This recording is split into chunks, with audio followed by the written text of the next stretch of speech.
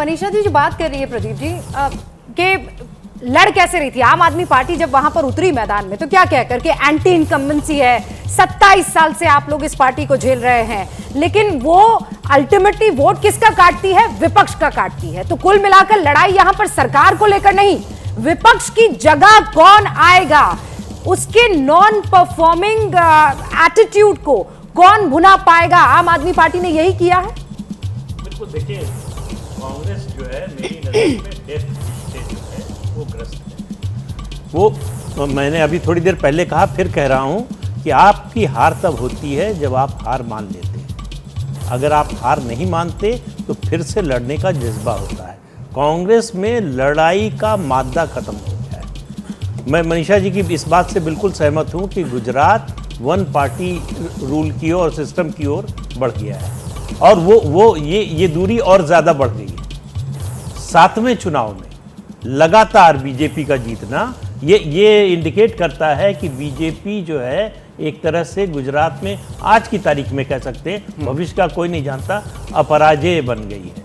उसको हराने की ताकत न किसी में मिलकर है न। लेकिन प्रदीप जी, क्या यहां से एक संकेत ये निकलता है, जपन पाठक जी आपसे मैं इस पर चाहूंगा आप इसका जवाब दें, क्या एक संकेतों के तौर पर हम देख सकते हैं कि आने वाले दिनों में, मतलब अगले चुनाव में आम आदमी पार्टी जो अभी जमीन तैयार कर रही है वो एक कड़ी टक्कर दे सकती है बीजेपी को, कांग्रेस अब वो स्पेस खो देगी?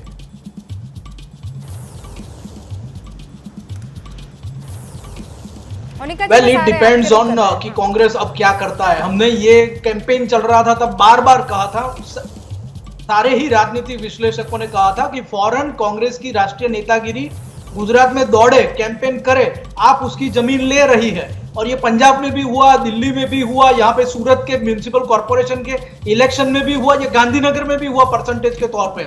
लेकिन कांग्रेस की राष्ट्रीय नेतागिरी ने यहाँ पे कोई भी इंटरेस्ट नहीं लिया। ये हम पिछले 2-3 साल से देख रहे हैं, जब से अहमद पटेल नहीं है, जब से राजीव सातव नहीं है, हम देख रहे हैं यहाँ की ऑर्गेनाइजेशनल अपॉइंटमेंट एक साल के विलंब से हुई। राहुल गांधी के कई प्रवास जो पहले यहाँ पे घोषित हुए कैंसिल हुए। प्रियंका गांधी का नवरात्रि का दौरा अनाउंस हुआ था, वो भी कैंसिल हुआ हाफ हार्टेडली, और सिर्फ टोकन सिर्फ दिखाने के तौर पे नेशनल लीडरशिप ने यहाँ पे इंटरेस्ट लिया है। कांग्रेस पार्टी पूरी तरह से विधानसभा के लेवल पे यहाँ लड़ रही थी, स्टेट लेवल पे भी हमें वो इंटरेस्ट नहीं दिख रहा था। और ये तो बार बार रेड अलर्ट दिया गया था कांग्रेस पार्टियों के, देखिए आप आम आदमी पार्टी आपकी जमीन खा जाएगी, बार बार इंडिकेट हुआ इन लोकल इलेक्शंस में, लेकिन फिर भी कांग्रेस पार्टी यहाँ तस से मस नहीं हो रही थी। अब आम आदमी पार्टी यहाँ पे कैसे आगे बढ़ेगी, ये कांग्रेस पार्टी तय करेगी। क्या उसको रिवाइव होना है या आपको और जमीन देनी है। जहां तक आम आदमी पार्टी के परसेंटेज का सवाल है, यहाँ पे आपने 15% दिए पूरे स्टेट लेवल पे। मैं बता दूं, पिछले 2 साल के अंदर यहाँ पे लोकल इलेक्शन हुए थे, काफी बड़ा पार्टिसिपेंट्स था, करोड़ों में वोटर्स उसमें भी एलिजिबल थे। और लोकल इलेक्शन में यहाँ पे आम आदमी पार्टी को 12 से 13% वोट मिले थे। तो 15% जितना उसने मोमेंटम लिया है 12-13% से आगे बढ़ के, तो कोई ज्यादा मोमेंटम भी हम जैसा कि भाप सकते थे कि ये ले लेगा लोकल इलेक्शन के बाद, जिस तरह से लगातार केजरीवाल की विजिट्स आ रही है और कांग्रेस की निष्क्रियता है। लेकिन जो 2017 के जो रिजल्ट्स आए थे उसमें वो अदर्स को जो वोटिंग शेयर उनका था लगभग 9.5 का था सर। और मान लीजिए अगर ये भी ट्रांसफर होता है, जो प्रोजेक्शन इस वक्त दिखाई दे रहे हैं, इसमें भी आम आदमी पार्टी जो है वो फायदा उठाकर लेकर जाते हुए दिखाई दे रही है। तो एक तो कांग्रेस को नुकसान पहुंचा है और बाकी ये जो इंडिपेंडेंट या अदर्स या छोटी मोटी पार्टियां थी उसका शेयर जो है अपने कब्जे में किया है। जफर सरेशवाला अभी जाने वाले हैं और सर आप जाएं उससे पहले कोई मोटो परिवर्तन नहीं थयो, ये तो एकदम क्लियर है। जो परिवर्तन होना था वो एक नई पार्टी के एंट्री का होना था। दैट्स अबाउट इट जफर साहब।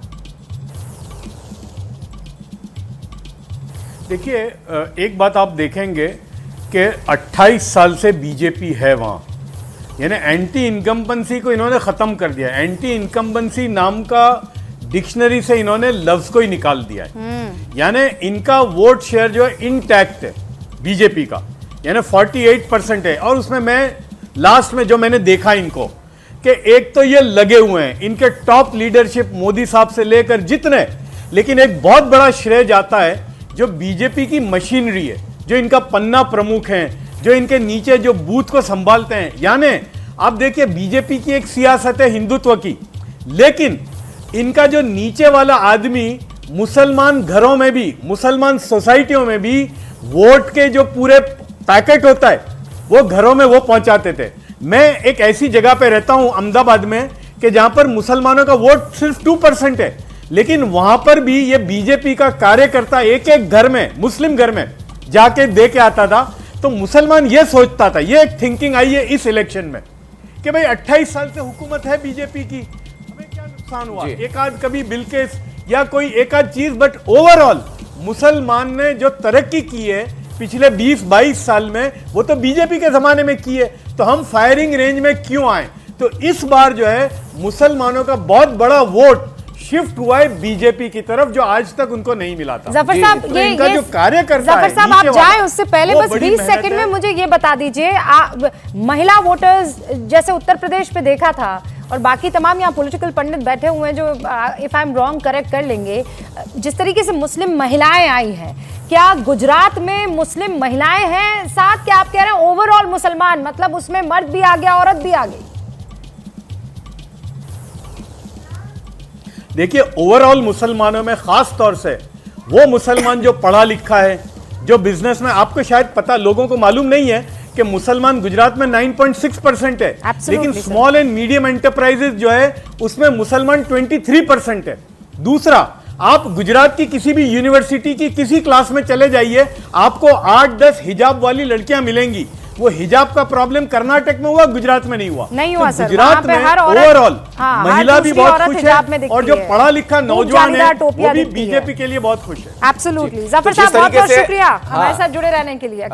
बिल्कुल रूबिका, और देखिए जिस तरीके से वो बता रहे हैं, अगर ऐसा वाकई में था तब तो बीजेपी को और बम्पर जीत मिल सकती है जब नतीजे आएंगे। तो अभी जो हम सर्वे में देख रहे हैं वो तो एक संकेत भर है। लेकिन प्रदीप जी, मैं बाकी पॉलिटिकल लीडर्स का रुख करूं उससे पहले थोड़ा मुझे समझाइए, जिस हालात में कांग्रेस वहां पर थी, राहुल गांधी प्रचार करने के लिए जाने को तैयार नहीं थे, नहीं गए, पूरे भारत को जोड़ते रहे लेकिन गुजरात कांग्रेस को नहीं जोड़ सके। पिछली बार जो उनके 3 लड़के वहां पर लड़ रहे थे, 2 लड़के चले गए। इन तमाम हालातों में, विपरीत परिस्थितियों में फिर तो यह कहा जाएगा कांग्रेस जो भी परफॉर्म कर रही है बहुत बढ़िया परफॉर्मेंस है। हाँ बिल्कुल नहीं, आप देखिए कि 2002-2007 में कांग्रेस लड़ी, सोनिया गांधी के नेतृत्व में हार गई। 2012-2017 राहुल गांधी के नेतृत्व में लड़ी, हार गई। इन दोनों के बिना 2022 में लड़ी और हार रही है। जो अभी एग्जिट पोल के नतीजे दिख रहे हैं उनके अनुसार हार ही रही है। तो कांग्रेस जो है, मैं फिर कह रहा हूँ, उसमें लड़ने का मादा खत्म हो गया है और राहुल गांधी का मैदान छोड़कर भाग जाना, ये जो भारत जोड़ो यात्रा है, ये इस बाद में भी शुरू हो सकती थी, या राहुल गांधी को अगर उसी समय शुरू करना था तो पहले 2 महीने पहले आकर यहाँ चुनाव प्रचार कर सकते हैं। सर कि उन्हें आहट मिल गई हो कि मेरे जाने से भी कुछ होने वाला नहीं है, तो बिल्कुल वो हार का एक और जो है जवाबदेही ठीकरा अपने सर नहीं फोड़ना चाहते, इसलिए भाग गए। मनीषा जी कुछ कहना चाह रही है? मैं ये बोलना चाहती हूँ कि ये राहुल जी की सोच में कोई दम ही नहीं है, बिल्कुल निराकार है और बड़े घराने के बच्चे हैं। और कभी अहमद पटेल से आज रूस गए तो आज यहाँ फूल गए। लेकिन मोटा मोटी मुझे ये दिख रहा है कि सबसे बड़ा जो डिफरेंस है, बिल्कुल लड़ती थी कांग्रेस पार्टी दम से। यहाँ मैंने खुद देखा है, चुनाव 2012 का चुनाव जो था उसमें एक कैश इंसेंटिव प्रोग्राम कल्याण के लिए कांग्रेस ने अनाउंस किया और लाइनें लग गई।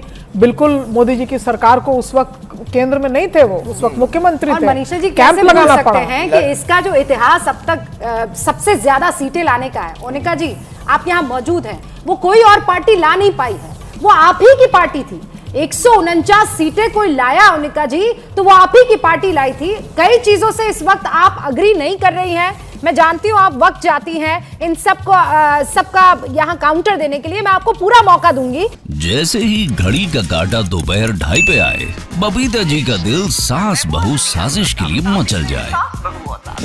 और ये है इनकी बहू, पूरे दिन ऑफिस की टेंशन हो जाए गॉन जब ये करें अपना फेवरेट शो फ्री टाइम पे ऑन। इनकी तरह आप भी देखें अपना फेवरेट शो अपने टाइम पर और डाउनलोड कीजिए एबीपी लाइव ऐप अपने स्मार्ट टीवी पर।